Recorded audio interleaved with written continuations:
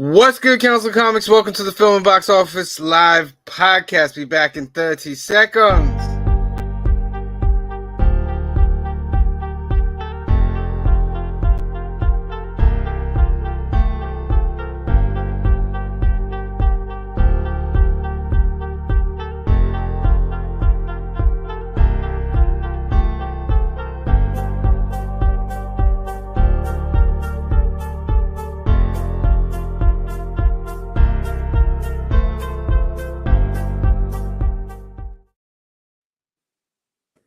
What's good, Council of Comics? Welcome to the Film and Box Office News Live Podcast, episode number 54.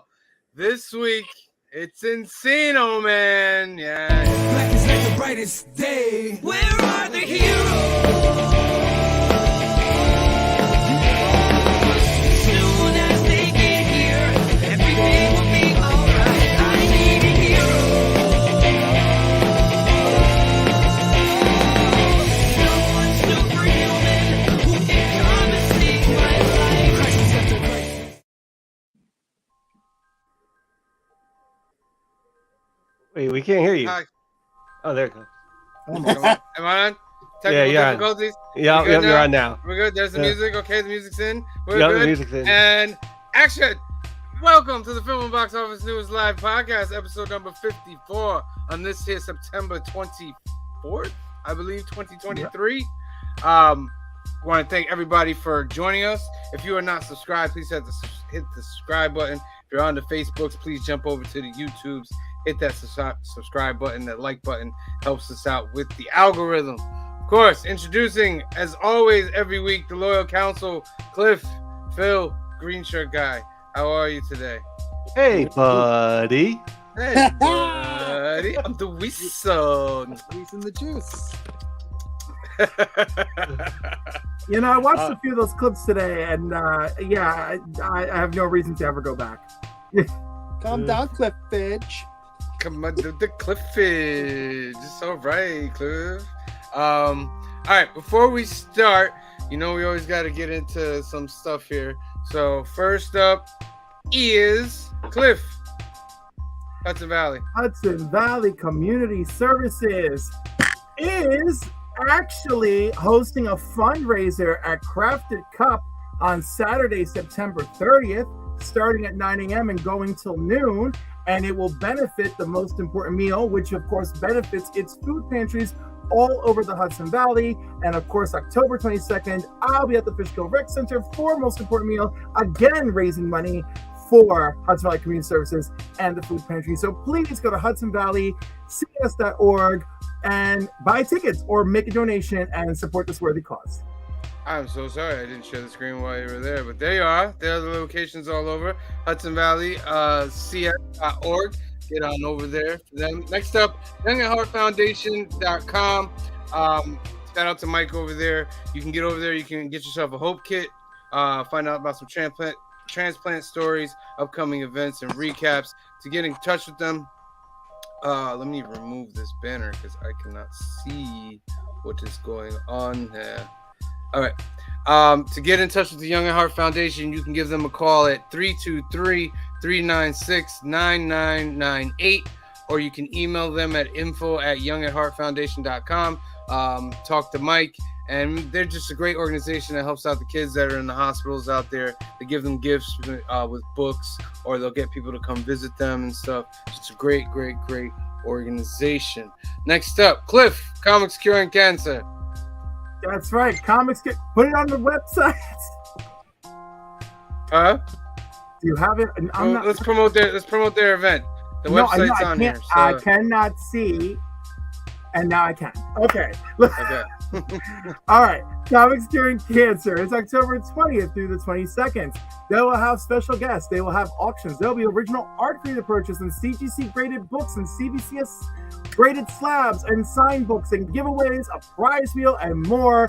It's basically 24/7 from the 20th to the 22nd. Rob will be joining us on Monday, October 22nd from Rob's Fat Stacks to talk more about this. In the meantime, if there's anything you could donate, please get it donated soon before October 10th. And you could reach out for more information at Comics Curing Cancer on Instagram. Excellent. Next up, Shout out to the Alterniverse. This is a shop where we do all our filming. We buy our favorite stuff. Let me get all these things out of here. They're located in Hyde Park, New York, 870 Violet Avenue. Phone number is 845-223-4234. Or you can email Anthony at alterniverse2@aol.com and visit the website alterniverse.net. And you can get all your new books, your old books, your toys, your comics, your cards. It's a great shop. Get over to Alterniverse in Hyde Park. This upcoming Tuesday, September 26th, we have our first ever pop culture crash happening. It's a crossover between Toy Games and the Council of Comics. We invite everybody to come in on Tuesday. Starts at 8 p.m. We suggest people come a little bit early so you can have a seat. Bring your favorite pop culture item. We're going to just sit there and just shoot the crap, as people say, and just talk, have fun. We're going to film it, and then we'll release it later on. But come on down to Alterniverse this Tuesday, 8 p.m., September 26th, over in Haviland, New York. Same thing, Hyde Park, same thing, just different wordage. But come down to the shop, sit in our live audience, and have a great time. And the last thing I want to shout out is the Sunday YouTubers lineup. At 10:30 a.m., they had Church with Reverend Bleeker. That was excellent. Us right now at 5 p.m. Then at 6 p.m., you have Sunday Night Sesh. 7 p.m., you have K-Pop Junkie. And then, I missed one. Hold on. 8:30 p.m., you have Legion of Comics, dope spot. 9 p.m., you have the weekly comic wrap-up with Black Crown Comics and featuring DJ Lynx. And then I keep going the wrong way. 10 p.m., you have Trev the Shipping Guru and Evil's Comics. Their Sunday Night Live. Check them out. And that is our best Sunday night lineup in the game. Go check them out. Go check out all the wonderful channels. All right. I don't know what's going on with this internet stuff. I'm going to rip it all out of the wall and just go down to my internet people, say, I pay for internet here. I'm plugged into the thing, and it's still not going right. Give me my money back. Let's go into this comment section, see what we got in here. Kamaria says, hey, Council. Shout out to Kamaria. Now I'm trying to show these comments, and it's taking forever to come up here. There's one. All right, there it is. Then we also got Angry Otter Comics in the house. They're saying, howdy, you crazy cool kids. Shouts out to you, Angry Otter Comics. Thanks for joining us. Then we got Chop and Drop 2013. Evening to you. He also says, ENCINO Man is a comedical classic. That is quite debatable, my friend. But that's what we're here for. That's what we're here for. We're here to debate this stuff. We also have Comic Cap Collectibles in the house saying hello. Who else we got here? That's it for right now. All right. Excellent. All right. I went over. Let me lower this music a little bit.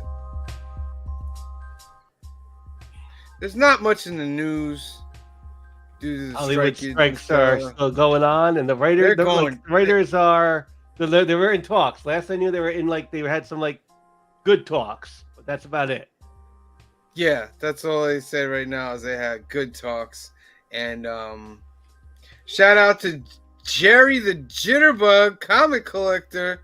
Good evening. Are you guys seeing this on the screen? Because I don't see it. No, the chat on the screen. Yeah, well, I see the chat. Let me see. Because mine is. There we go. Good evening, guys. Bugging out. Can you guys click it and put it up there for Jerry the Jitterbug? Because every time I click, it goes slow. Like awesome Comic Cat Collectibles is not coming down for some reason. Great. I am wired in. What is going on here? Uh-oh. Hold on. I think Actual's gotten in. I think Actual got in here somewhere. He's messing stuff up. Who's clicking all that? Is somebody clicking all that? I clicked it. I clicked the show. The show in the comments? What? No. Like, are you guys clicking the view? I clicked the view. What's going on here? No, because the view got out of control, so I try to put it back, and this is what we've got. Oh shit! What is going on here? So like, Comic Cat Collectibles just won't come down. I guess it's Ladies and gentlemen, Hold on. a view behind the curtain. Oh my goodness! Now we're good. I didn't do it. Thank you. All right. Is Comic Cat Collectibles comment highlighted on your thing? No, it's not highlighted. You want me to go to it? It's like on my screen and it won't come down. Oh, that's all you. We don't see that. Okay. You don't That's see okay. it, fine. Before Yeah. my screen was blank while you're like, Cliff, take it over. I'm like, I don't see anything. What is going on here? It's very frustrating, but I'm not Mercury is Going still in to- retrograde. so angry. That's my main I'm not going- excuse. Yeah, now it's gone. Took forever, but now it's gone. All right. Breathe. Gonna breathe. I'm gonna breathe. All right. No news going on, basically. Comic strike. The movie strike is going on right now. But there is a show that tickles the fancy right now. We talk about it every week, and hopefully, when I click this, it'll show it. I didn't It won't watch go it yet. crazy Don't talk on me. about it. I didn't watch it yet. Why would you not We- watch it yet? We cannot talk about it because you didn't watch it yet. We got a whole audience here that wants to hear about it. Then you gotta hit mute, my friend. I didn't. You gotta put your I fingers can in tell your you what's ears. going on afterward, but I didn't. My personal life has been a slight upheaval lately, so I didn't get a chance You're to gonna watch. have to plug those ears then, because we can't just not talk about it. I had a busy That's week why too. we I didn't have get to to do this that. Shut episode up, until once we- Friday night, so I had a busy week too. So That's why episode number 6. Episode number 6 is called Far, Far Away.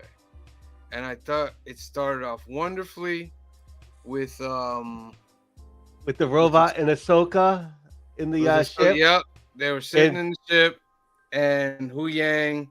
Well, basically, Ahsoka was telling Hu Yang that you know, Sabine willingly went with them on the ship, and Hu Yang's kind of trying to explain to her like, well, you think there is no other choice, but for Sabine, there is only one choice, and that's to find Ezra. And she kind of understands it, and he offers to tell her about the history of the galaxies, part 1, 2, and 3, which I think is a slight reference to us meta wise. Yes. Like history of the galaxy part 1, I guess, would be the prequels. Part 2 would be the original trilogy, and part 3 would be the sequel trilogy. But I think he's more speaking of like the old Republic and all that. So Yeah, he I was gonna starts. say, I think he's like talking the High Republic. and Yeah, things like that. yeah. So he starts off the line in the galaxy far, far away, which was great. That was a great. That was thing, so right? cool. That was great. And And then why the- does it always take a robot to make the humanoid characters see some light in a situation? It's true. It's very true. That's the way Star Wars has worked. Yeah. a little Yeah, no, bit. Star Wars has always done that. I mean, sometimes the characters do it themselves, but often it's just a sassy robot that comes along and is like, hey, I may not be human, but get this. Yeah. And he showed up, man. We got to see Thrawn for the first time in live action. I Oh, thought I like those. Like before him, I really like those red witches thing they had Oh going on. yeah. The great mothers is what they called them. Yeah, they look like some blood witches to me. But Yeah. call them what you So- want. They're Star Wars blood witches.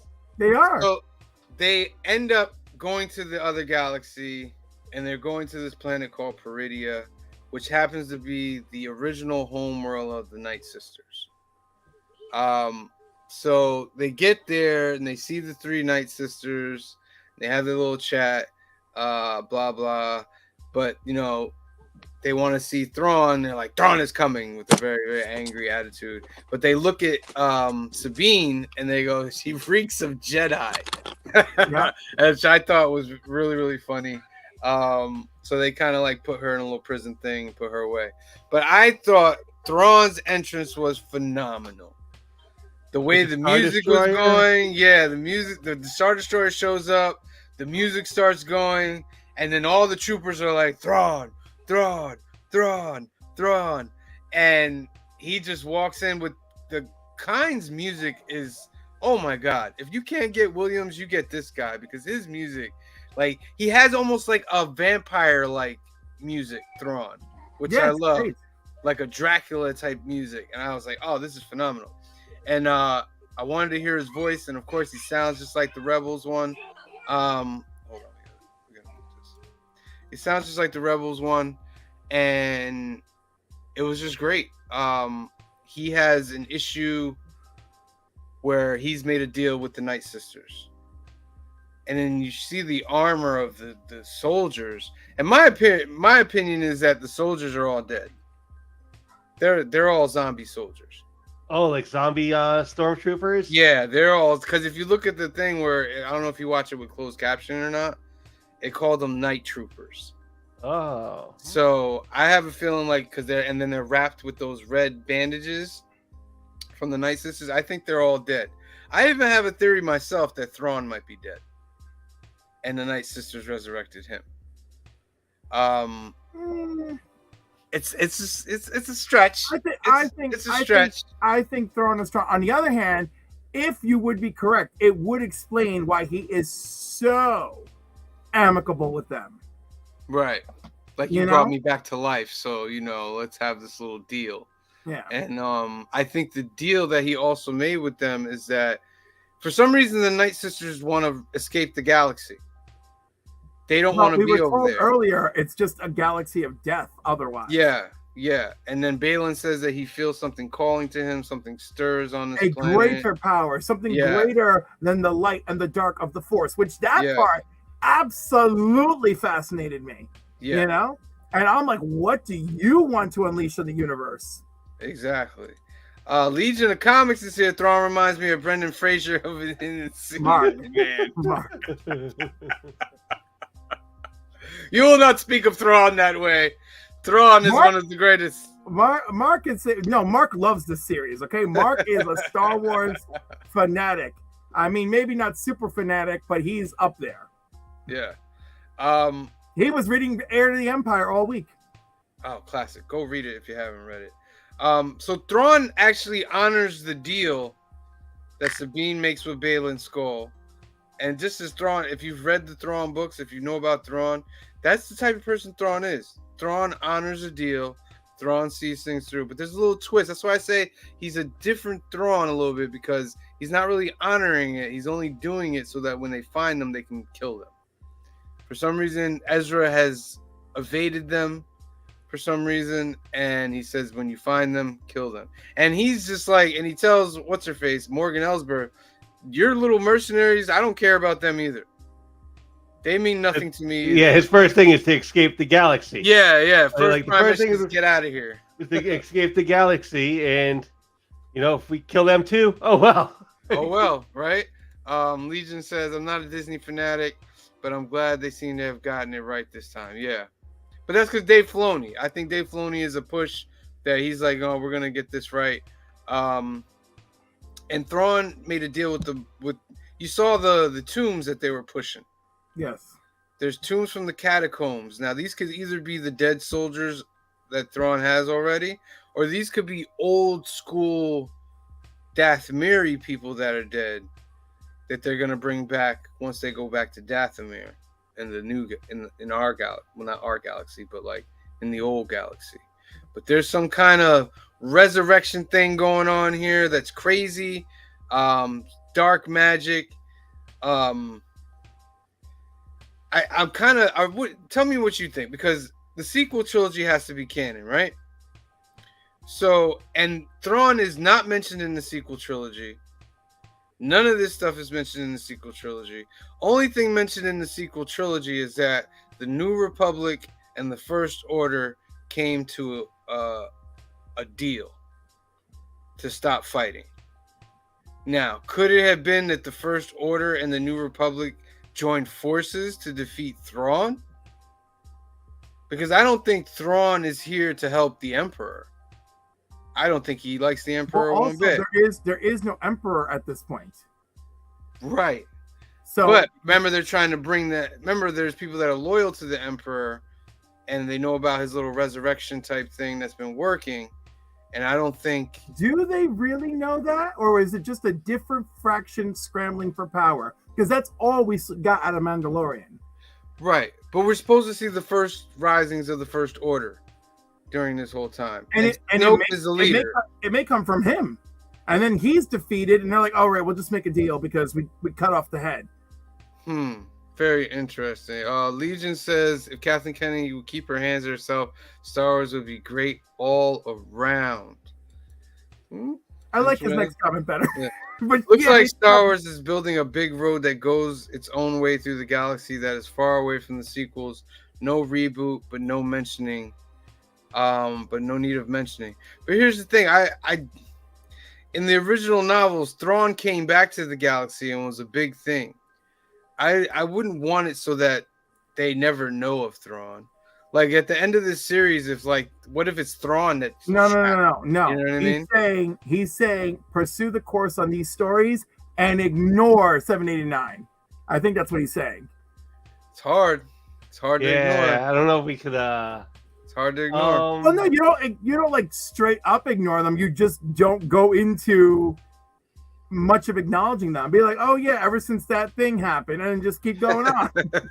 Well, that thing did happen though. Like, yeah, that thing happened, but we don't talk about it. We don't talk about it. We don't talk it's about like saying, original... yeah, they cut off my leg, but I'm just gonna walk them out. Yeah, we don't talk about the original life day, and that's it. If he does come back to the galaxy, right, and he does have resurrected troopers and soldiers, I think that would be a big thing, not to mention. I kind of think it's not quite right. No, but that's not the point. The thing is, it's about not talking about 7, 8, and 9, not about not talking about this, right? Mm-hmm. Like anything moving forward will acknowledge anything Thrawn did. It would be about but we're not gonna don't look at the man behind the car, the freaking, what do you call it? don't look at 7, 8, and 9 over here. Is there any way this could make 7, 8, and 9 better? Oh man, listen. I think they're overly bashed a little bit, like especially especially number 8. I kind of feel it's a little bit overly bashed because I didn't think it was like I saw it You're twice. A fan of The Last Jedi. I'm a little bit of a fan, yeah. Really? And I know I'm like a little bit against the grain on that, but I thought it was a pretty good movie, yeah. I liked it better than like the last one, really, which I thought was a little bit like they're trying to hit us with like the nostalgia, like where like 7 was kind of it's a thing, and I like that a lot of like the training is like Luke training like her and stuff. It has like a little bit of a message of the hell with being the chosen one, like kind of yeah. And I kind of like that message, like where Star Wars was always like, oh, you're the chosen one. Yeah. Legion says yes, the galaxy is huge. A simple mention. Well, guess we can't stop to get a gas at Coruscant and keep it moving. Gas at Coruscant. At Coruscant. It's pretty true. I thought the last one, 9, really was sad to me. I just thought I liked 7. I somewhat liked 8, and I just thought 9 was just like, blah, let's just throw all these things in here, and I'll just because you didn't set up the Emperor one time. That was the first mess up. Yeah. They said they established that where a post-credit scene with the Emperor. Yeah. Like even in the original trilogy in episode 4, they mentioned the Emperor. Yeah. They don't show him at all, but they mention him. And then in Empire Strikes Back, he's in the hologram. And that's the first you see. You know what I mean? Yeah, and then he shows up at the end. But in the last trilogy, he just comes out of the blue, man. And now let's not get. No, that just came out of the blue. Where that was probably the weakest of them. And a lot of people probably would say 8 is the weakest, but I think 9 might have been the weakest. I'm sorry, but it just ultimately, at the end of the day, it's a disaster, right? Because 7 showed promise. 8 was 8. You had to embrace it or correct it. They chose to correct it, and then not only did they choose to correct it, they continued to rush everything, which was all mistakes in my eyes. And you know how I am. I'm very hard I'm very hard to recover from that sort of thing. Yeah. How much did those movies make? How big of a mistake were they really? No, I'm sure they don't care as they count the money, but look at how it left the fans. They You went know? downward, like as far as making money. Like the Force Awakens made tremendous amount of money. Yeah. Last Jedi, it dropped down. It still made. They all made $1 billion.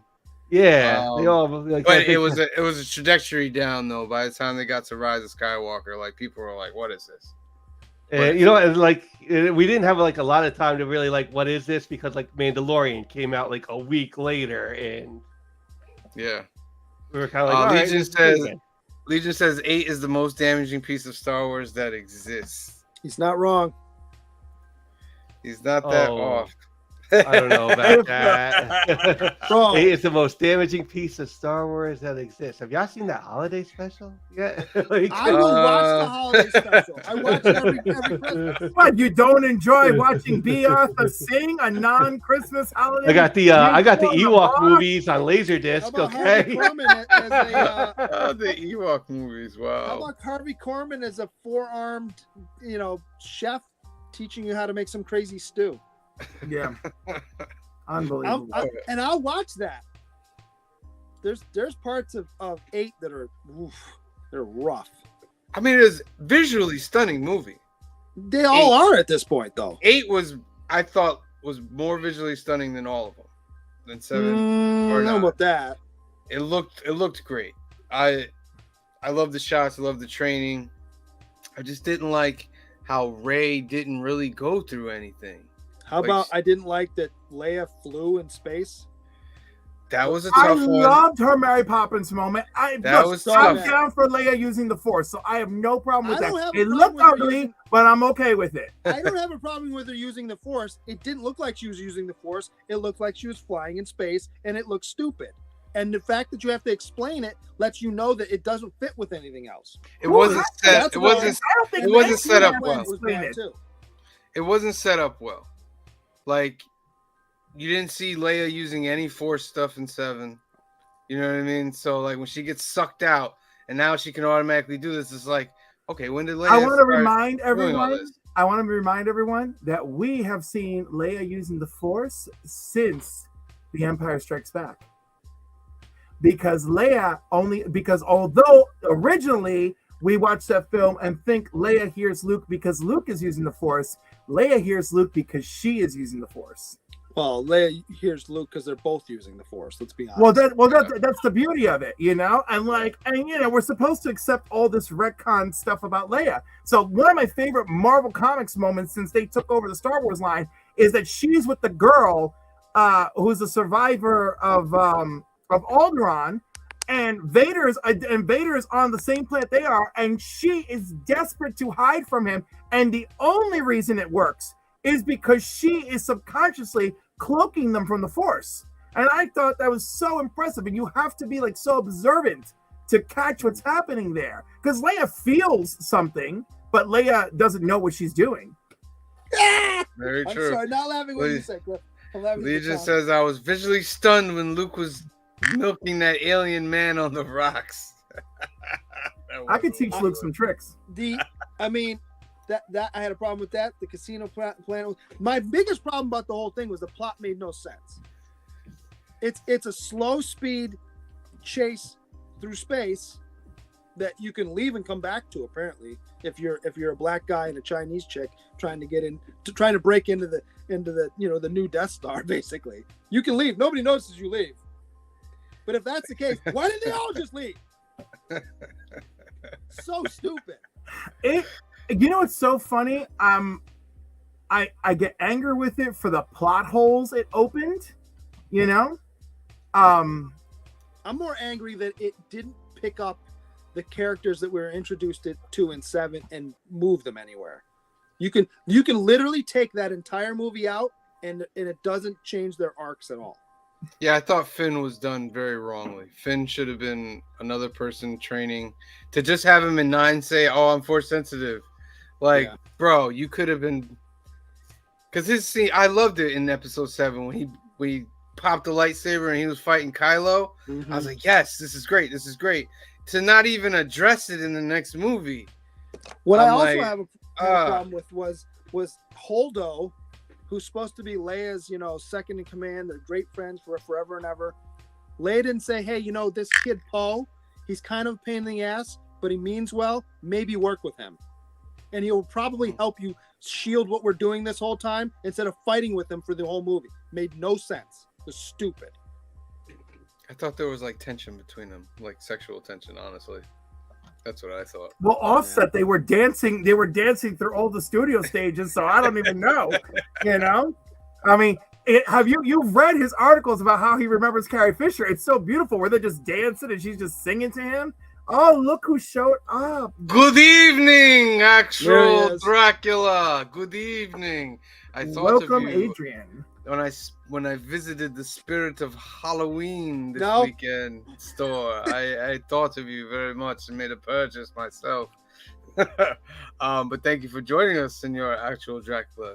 But yeah, all right, that's Star Wars. You know what I mean? Ahsoka's great. Ahsoka is great. I can't wait to see what's gonna happen next. Actual Dracula says, I'm so glad you guys took my advice. I'll have to catch the rewind as I'm hanging out with Chip Zdarsky right now. Oh, Chip Zdarsky, huh? Hey, Chip Zdarsky is going to be at New York Comic Con this year for like the first time in God knows how long. Tell him to give Mike Hawthorne more fun things to draw. Yeah. Tell him the council says hi. My buddy. Yeah, we'll be getting to the ENCINO Man soon, my friend. So when you're watching the rewind, it's toward the latter end. All right, so let's get into the box office because that's part of our show, film and box office news, and it's a slow box office, my friend. I didn't even know that movie was coming out this week. Oh man, goodness, this is not good. This is not good. The Nun. It's that time of year though. Yeah, but when your top movie is only pulling in 8 million, and that's been out a couple weeks, so that's actually got that came back to number one. And The Expendables, horrible opening. $8 million. I feel like that movie feels like it wasn't advertised well. You know what I mean? They couldn't advertise it. Yeah. What do you think? They couldn't advertise it. They can advertise the movie. They just can't have the actors out there talking about it. Yeah, they could have made more commercials for it and stuff. I didn't see that many commercials for it. But I hear it's a bad movie. What do you want from the Expendables franchise? I don't understand. You have all these action stars. Like, my God, go hire a writer or something. It's the fourth movie. Like, what are you looking for? Like, hire a good writer. If you didn't get what was happening the first movie, like the first movie, you're either in or you're out, right? I saw the first one. I was like, wow, this is like a really spiced up 80s action flick. And that was it. And then the second one, I was like, oh, good. They're just doubling down on it. And I'm like, that's it. That's all you got to do. Just double down on your BS, and I'm fine. And then they had had this not been like the Hollywood, like Stallone would have been on like Fallon and all those night shows, and he could probably sell the movie. Like Rocky's there to sell it to you. Like, yeah, I mean, there's so many big names in this movie, so many. I'm looking at release dates, and there's nothing big coming out until November. And then we get the Marvels. Yeah, that's the next big. I mean, if you want to count Saw 10, but it's the 10th one. No, when's the Flowers Under the Killing Moon? That's hold on, I just saw it. Hold on. I think it's November as well. Hold on, I just saw it. I'm flipping through the dates. Just give me one sec. I just saw it. Shoot, did I go past it? Oh, the Hunger Games is November 17th. Yeah, that's what I'm saying. Yeah, the Hunger Games one's gonna be a big one. That's gonna be a big one. This is like Flowers Under the Killing Moon is October 6th. Oh, okay. But it's limited release then, so it probably won't go nationwide for another week or two. Wow. Yeah, so I wouldn't be shocked if that doesn't do well, to be honest with you. The only positive things I can see here are maybe Dumb Money. For those of you that actually came out last week, but now it's nationwide. Yeah, it's nationwide now. Dumb Money is a movie about the GameStop situation, where Yeah. people made millions of dollars on the GameStop stock thing that happened. I really like movies like that because I really love the Facebook movie that they had. I forgot what the name of that movie was. Social Network. Social Network. I really like that movie. I like the movie about the 2008 housing crash. Oh, that's a Um, great Big movie. Short. That one Big was good. Short. I really like movies like this. So eventually, I will see Dumb Money. Ironically, I loved The Other Guys, which was all about Ponzi schemes. And then it broke down the whole Ponzi scheme, like in the closing credits. Like, in case you missed what we were telling you this whole movie, let's lay it out for you with a flow chart during the credits. Right. Um, I don't. Dumb Money I want to see, but I'm not racing to it because I've seen like 3-4 documentaries with the real people where they talk about it. So it's like at this point, it for me at least, it'll be rehashing stuff I already know. I think that's more of like a comedy too. It's about like the guy who loses money to it. And... Well, there's a couple people that lost money. There's a couple big hedge funds that lost money.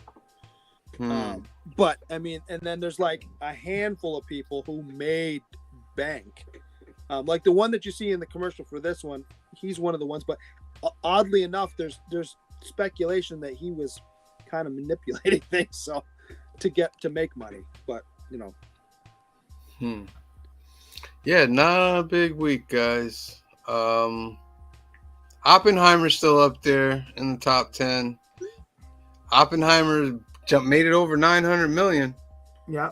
And of course, Barbie, the champion of 2023. Barbie is the champion of 2023. Yeah, it's like still number 5. Like it's still in the top 5. Like, yeah, I know people who are still going to see it. We're like, oh wow, I didn't know I had to see this movie. I love that. Yeah. Just like going down, like oosh. I kind of knew it was going to be a bad week when I saw that like the Roosevelt was getting the Jurassic Park re-release. I was like, okay, there's not much coming around. So yeah, that's your box office for this week. Not much, guys. If you're going out to watch a movie, pretty much a lot of people have seen all these already. Expendables, if you're an expendable person, you'd go out to see that, but not much at all. The strikes are doing their damage, which I think we want. We want them to do their damage so that some things change. Things need to change in the film industry, and hopefully this is making its mark. All right. So, it's time's on my side. That's a great movie. We should watch that movie. That's a great movie. Yeah. Well, every week we give you guys homework. And we're closing out September, and we got a little suggestion from Senor Actual. The suggestion was him comparing us to Encino Man along with the rest of the nominees for the best comedic content creator. I watched the video. Everything reminded him of Encino Man. So I wanted to be like, while he was in here, I wanted to be like, you know what? I heard like, Tom Sawyer by Rush, and it kind of reminded me of Sean Astin in Encino Man. So yes, if you haven't guessed it by now, we are going over ENCINO Man. Oh my God, was this a chore to watch this morning? I watched it yesterday, and it's like my thoughts on it is this is an incredibly safe comedy, unfortunately. And so it's good for like 2 laughs. There were 2 parts where I laughed, which is like at least a good sign for a comedy like this, because sometimes I'll go 90 minutes and not even laugh, and I'll be like kind of mad I wasted 90 minutes. But I thought it was funny. I thought there was like 2 laughing parts, and it's like incredibly safe, which is, again, it's a PG comedy. This was something to take the kids to in 1992. And that's what also threw me. I was like, 1992. I was in junior high when this came out. My sons watched this with me. Yeah, and they thought it was funny too. That part didn't make me laugh. Andre did say, "Could that really happen?" I'm like, yeah, you can hit yourself in the face with a rake. I've done it. When you're not paying attention, I've absolutely done that. It hurts. So the story behind this movie is when they find a frozen caveman in their backyard, two high school outcasts thaw him and introduce him to modern life while he in turn gets them to actually enjoy life. Me and Kamara were watching this and we thought it was hilarious when he thawed out. It just looked like they just dumped like bags of ice on him. Yes. Did you notice that? Yeah. I was like, you just dumped bags of ice on him. If you thawed out, those little pieces wouldn't even be there. Yeah. So he gets. Well, it was cracking though, if you remember. It was. Which I'm going, all right. I mean, setting aside the science here, like if you thawed him, he'd just be a corpse that was frozen. Like that's not. Oh, how that this works. was. I was gonna say this set science aside, like yes. Yeah. All science aside. How about science got set aside to the other room.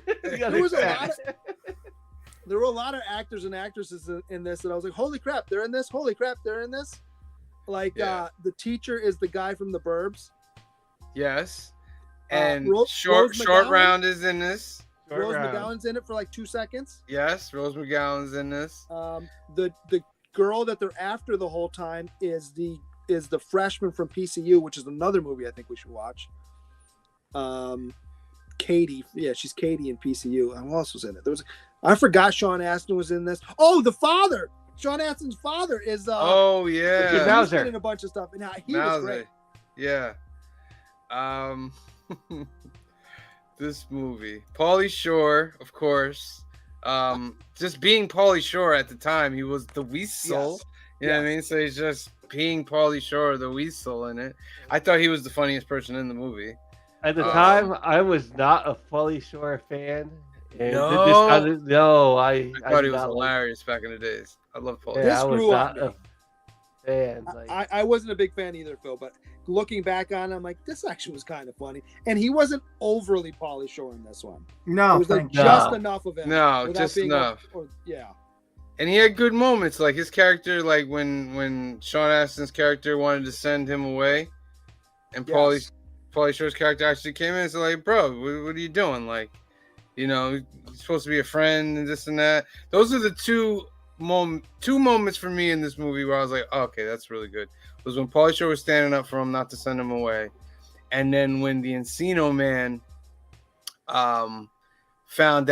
realized that he knew where he was and he knew what was going on at the exhibit. Yeah, at the exhibit. At the La Brea tar pits. Yeah, like oh, everyone I know is dead. Okay. Yeah, he realized it, and I was like, oh yeah, that's a little touching right there.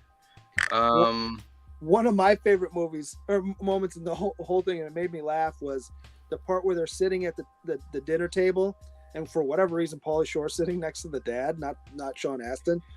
He's sitting right next to him. He goes, you know, if I marry your daughter, I'll be your son. And then he goes, yeah, me and Kamari thought that was a little cringe though, like because the girl's like 10 years old. No, she's like 14, I want to say. No, I just love how the young. dad looks at him and goes, I count the days. That made me laugh. Well done. What else about this movie? Oh, the big bad's sidekick is the boy named Sue from Swingers. Yeah, there's a lot of little. I'm like, oh, they're in this. Oh, they're in this. Before they were big. And did this movie come out before School Days? Was this Brendan Fraser's first one? I don't know. Because that's the movie I remember him from. Bobby Catalano's in the house. What up, Bobby? Hey, Bobby. Good evening. Good evening. How are you? Okay, he's in Dogfight for like a second. Then Encino Man. Then immediately after Encino Man is School Ties. Okay, which is that's another great. That's a great movie. That is a great movie. You know, Brendan Fraser. We just talked about the movie Killers of the Flower Moon. He's going to be in it. Oh, is he? Is Okay, he? good. Yeah, nice. That's going to be I think that's going to be a good movie. I think that one's going to get a good one. What got me too was a couple of times when Pauly Shore kept calling him Buff. I'm like, what? That was Buff in the 80s or the early 90s? I'm like, he's not Buff. He's not even He was really buff that big next to the rest of them. That's all that mattered. Well, Yeah, he's buff taller compared to than them. It doesn't take much. Of course, they had the classic villain bad guy. Yep. The high school Who's a hockey guy. player. Yeah. Kamaria says, I kept having to ask what Stoney Stanley was saying. I don't know if it was 90s slang. I didn't understand it, or if it was supposed to be nonsensical, but I was so confused. You didn't catch what he was pumping in your lobes? Yeah. Yeah, I understood it. She's like, what's he saying? I was like, you really don't get what he's saying? She's like, no, I have no idea what he's saying right now. And I was like, oh. Wheeze in okay. the juice. No wheeze in the Wheeze juice. in the juice. Wheeze in the juice, buddy. The 4 food groups at the convenience store was pretty funny. That made me laugh too. Yes. What else? What else about this movie?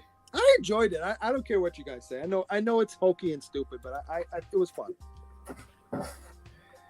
The ending. Look, there's always one of us who's a traitor to the cause. Okay. Well, the ending I thought was dumb. I thought the end was too short from where Sean Astin was ready to kind of ditch him to all of a sudden, yeah, go and Ted take the girl that I'm in love with to the prom.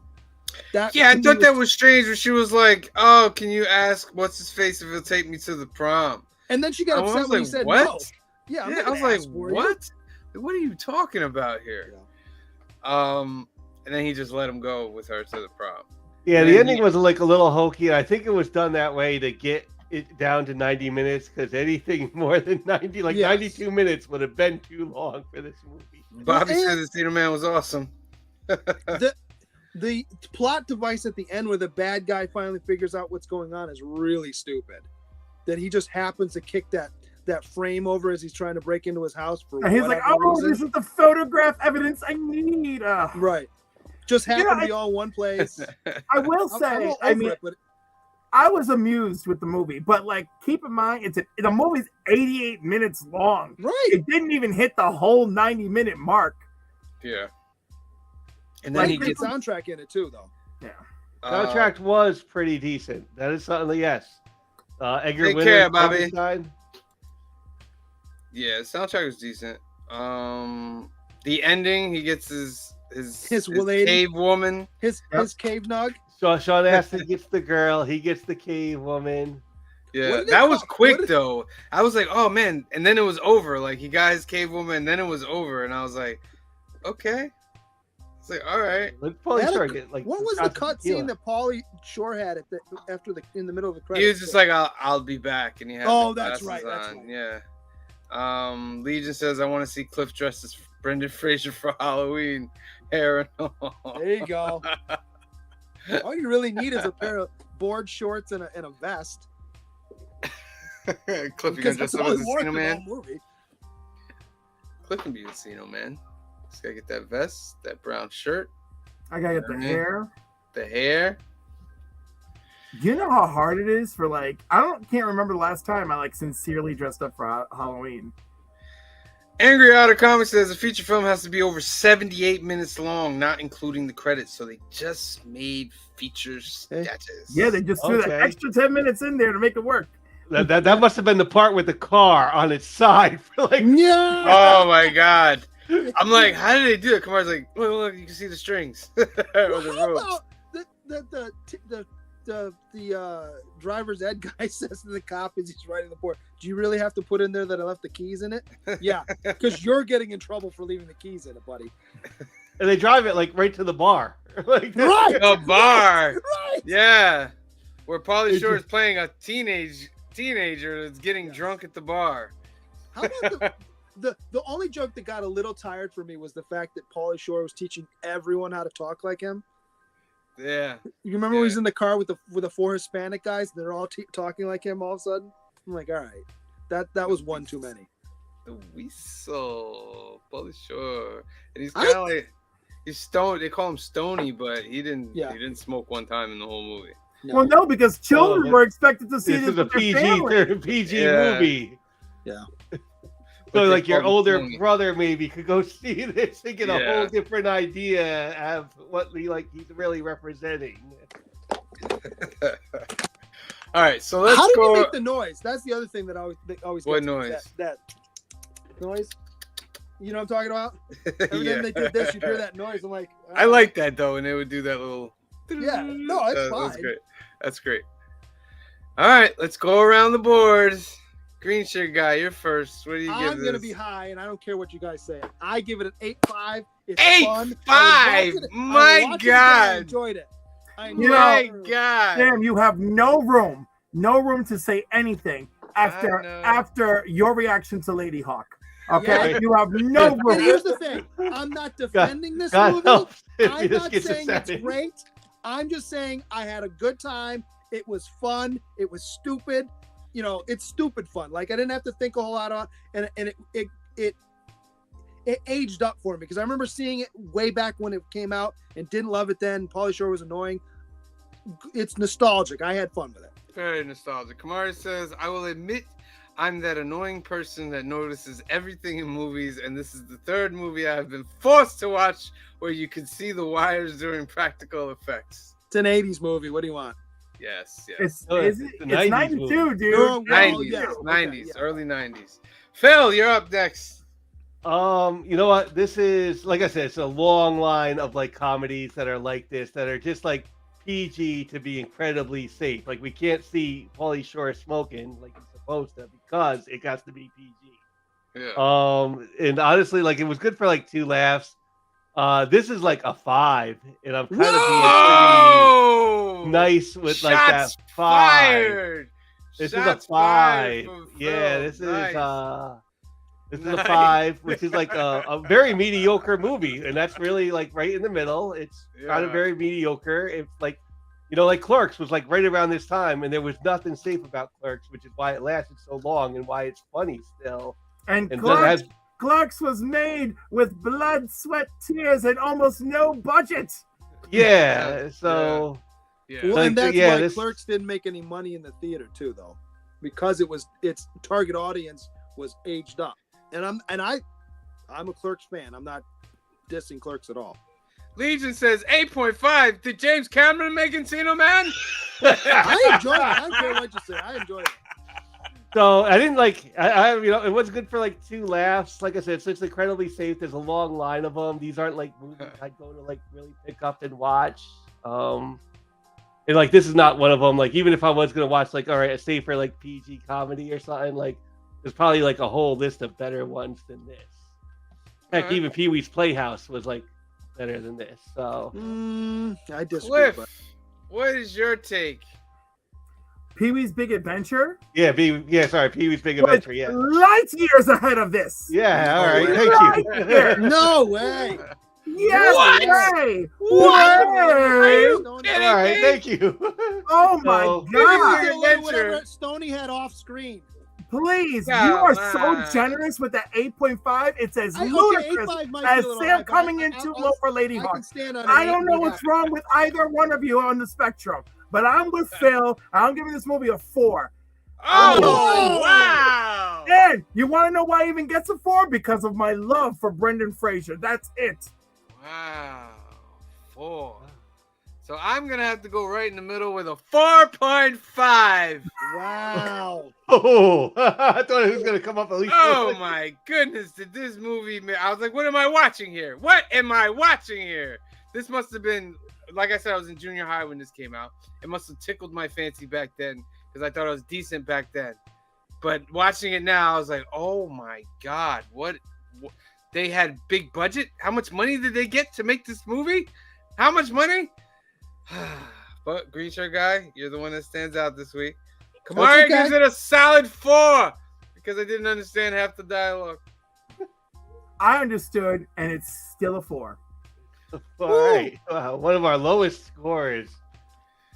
Oh, I don't think Wow. I've never gone as low as a 4 before. I can't remember Okay. anything. Whew. See, Actual, you see what you did to us here? I think Actual did that on purpose, and the only thing that he didn't foresee was that Green Shirt Guy was gonna Yeah. love this movie. The only No, other thing that, like, really it really not. made me think. It really like I had to think hard after watching it. Was like, man, this movie was good for like a couple of laughs, and I was like, man, is that us? Is that like really accurate for Yeah, us? like what? Yeah, I thought of that too. I might was be like, oh really my accurate. God. this is what he Thank you, compared us thank to. you, Angry Otter. Because Biodome is on one of the streaming services I have, and I may watch it tonight because I like Biodome too. Biodome. It's the same cast, is it not? No, Stephen Baldwin is the two-hander to Pauly Shore in that one. Oh, okay. Gotcha. And then the two girls that are girlfriends are fairly famous actresses now too, I think, but I can't remember who they are. Son-in-law is kind of In the Army Out Now is kind of funny because it's got Andy Dick in it. In the Army. Kylie Minogue is one of the girls in Biodome. Right. Oh my Lord, she has come a long way. Right. Like I said, Son-in-law is kind of for me, but I haven't seen it in forever. In the Army Now is kind of funny, but Biodome I remember liking. All right. So that's our show. Next week's homework, we're starting off October in the spooky Halloween season. We're going to be watching a lot of spooky movies. And we're going to start off with Nightmare on Elm Street 3, The Dream Warriors. In my opinion, the best. That was the first Nightmare I actually saw. The first one I saw too. Yeah, well, so we should do the this. Best one. There's 4 of us, right? We should all pick one because there's 5 Mondays in October, and then agree on whatever we're going to watch the day before Halloween. I think we should watch Halloween the day before Halloween. Not a bad idea. I'm just saying we should each pick one. That's not a bad idea. All right. So then we'll do Cliff. You have the following week. We'll do Monster Squad on my week. Okay. Right on. All right on. And then you two guys have picked the weeks after. Give you some time let me to think think about but it. next week we're doing Nightmare on Elm Street 3. Oh, Phil wants Christine. Yeah, so we're doing Nightmare on Elm Street 3. The three. Dream Warriors. I like Dream Warriors because it's the first comedic Nightmare, I thought. That really pushed hard on the comedy of Freddy Krueger and stuff like that, while still having a nice little horror element to it. And then they're kind of like superheroes. You gotta watch. That's your homework. Nightmare on Elm Street 3, The Dream Warriors, for next Sunday. You know what I mean? We're watching that to kick off October in the spooky season. So make sure you do your homework for next week. All right. So that's our show for tonight, ladies and gentlemen. Wait. Angry Honor. Let's get that last comment in. You could always watch my horror film if you could find it. Yorktown. Is it like right under his May movie? Like that he made a fan movie? We're gonna find out. All right. So while Cliff is finding out about that movie, I want to thank everybody for tuning in. Remember, we do this every week, and then we come back tomorrow night at 8 p.m. for the new keys and hot comics of the week, where we go over all the new keys, the hot comics that are pumping right now, and all the new books that are coming out for this Wednesday, new comic book day. So join us tomorrow at 8 p.m. and then come back next Sunday, 5 p.m., where we'll do Nightmare on Elm Street, Dream Warriors. Go ahead, Cliff. I got one more.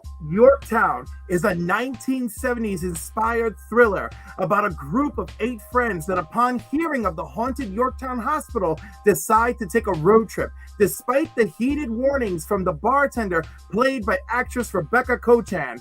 What they don't know is that somebody has already taken up residence in the building. So that's it. All Now we right. gotta find this movie. I'm gonna have to watch that on the low. All right. So remember a couple things. This Tuesday, September 26th, we're doing our first ever Pop Culture Crash. Join us with Toy Games. It's a crossover that we're doing. Come be a part of the live audience. Starts at 8 p.m. So try to get there a little 7:30, 7:45ish. Get your chair, bring a pop culture item, and we will talk about it. So yeah, join us tomorrow night.